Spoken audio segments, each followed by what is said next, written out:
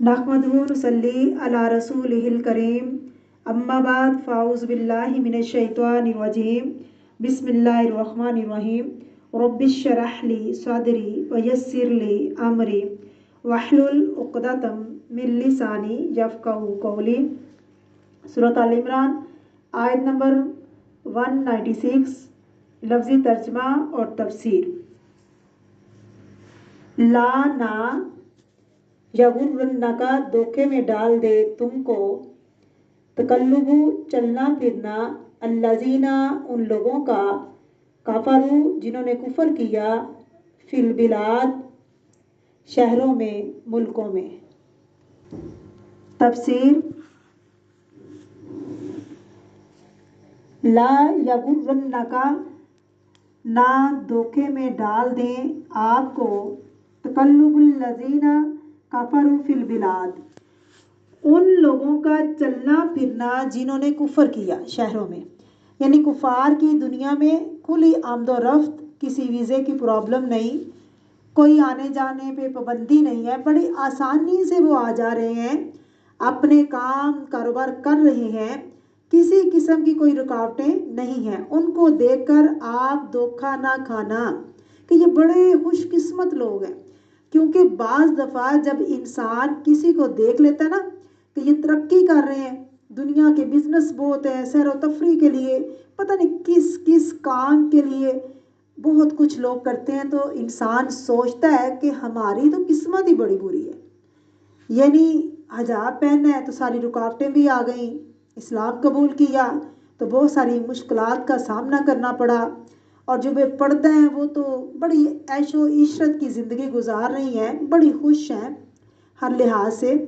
نہیں، اللہ رب العزت فرما رہے ہیں کہ دھوکہ نہ کھانا۔ عموماً انسان ظاہری جو پرست ہوتا ہے نا، ظاہر پرست انسان جو ہوتا ہے خوشحالی دیکھتا ہے، جو انسان ظاہر پرست ہوتا ہے خوشحالی دیکھتا ہے، کسی کی سہولتیں دیکھتا ہے، پھر بعض دفعہ انسان سوچتا ہے کہ اسلام ہے ہی بہت ساری رکاوٹیں ہیں، جس نے ہمارے راستے میں رکاوٹیں ڈالی، جس نے ہماری آزمائشیں تکلیفوں کے اندر جب سے ہم نے اسلام کے لیے اپنی زندگیوں کو وقف کیا تب سے ہماری آزمائشیں نہیں ختم ہوتی، کسی کے لوگوں کی باتیں ختم نہیں ہوتی، کبھی کوئی بات، کبھی کوئی آزمائش، کبھی کوئی تکلیف۔ تو اللہ رب العزت فرما رہے ہیں کہ ان کو خوشحال دیکھ کے تم دھوکہ نہ کھانا۔ جو یہ سارے لوگ کر رہے ہیں تو دھوکہ کیا ہوتا ہے؟ غیر محسوس طریقے سے انسان ان کی نکالی شروع کر دیتا ہے۔ کامیاب ہونے کے لیے ہم نے معیار بنا رکھا ہے، نہیں، دھوکہ نہ کھانا، نہ سب چیزیں جو ہیں یہ عارضی ہیں، چند دن کا فائدہ ہے، متاع قلیل ثم مأواہم جہنم، چند دن کا فائدہ ہے، پھر ان کا ٹھکانہ کیا ہے؟ جہنم، استغفر اللہ۔ یہ سب باتیں گزر چکی ہیں، پناہ کی جگہ کیا ہے ان کی؟ جہنم، وبئس المہاد، کتنا برا ٹھکانہ ہے، کتنی بری رام گاہ ہے۔